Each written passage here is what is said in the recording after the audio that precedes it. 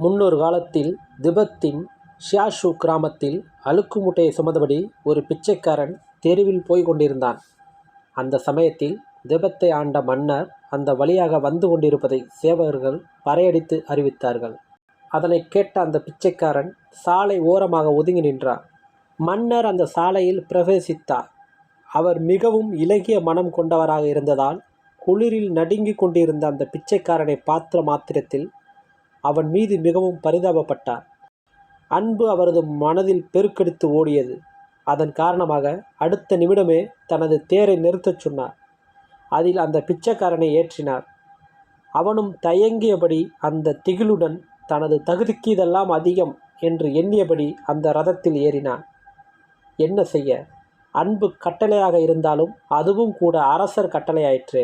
மன்னரின் ரதத்தில் அவ்வாறு ஒரு திகிலுடன் ஏறிய அந்த பிச்சைக்காரன் தன்னை ஒரு மாளிகையின் குப்பையாக பாவித்து ரதத்தின் ஒரு மூலையில் அமர்ந்தான். முன்பு குளிரால் நடுங்கிய அவனது உடல் இப்போது அச்சத்தால் மேலும் நடுங்கியது. அந்த அச்சத்தை மேலும் கூட்டும் வகையில் அரசரின் தேர் கம்பீரமாக வீதியில் உலாச் சென்றது. மறுபக்கம் மன்னன் அந்த பிச்சைக்காரனின் செயலையே கவனித்து கொண்டிருந்தார்.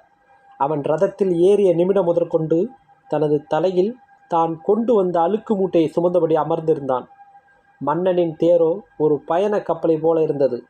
அதில் அந்த அழுக்கு மூட்டைக்கு இடமில்லாமல் இல்லை. இருந்தும் கூட அந்த பிச்சைக்காரன் அதனை தனது தலையில் வைத்தபடியே அமர்ந்திருந்தான். மன்னரோ மனதிற்குள் சிரித்து கொண்டார். பிறகு அவனிடம், ஏனப்பா, அந்த மூட்டையை தேரில் ஏறி பல மணி நேரங்கள் கடந்த பிறகும் கூட தலையில் சுமந்து கொண்டிருக்கிறாய்? அதனை இறக்கி கீழே ஒரு மூலையில் வைக்க வேண்டியதுதானே என்றார். கருணைமிக்க அரசரே, தாங்கள் என்னை இந்த தேரில் ஏற்றி கொண்டு போவதே மிகப்பெரிய விஷயம். எனது பாரத்தை சுமப்பதோடு உங்கள் தேர் இந்த மூட்டையையும் சுமக்க வேண்டாம் என்பதற்காகத்தான் எனது தலையில் சுமந்து வருகிறேன் என்றார் அந்த பிச்சைக்காரர். அதனை கேட்ட அந்த மன்னர் தனது மனதிற்குள் மீண்டும் ஒரு முறை சிரித்து கொண்டார்.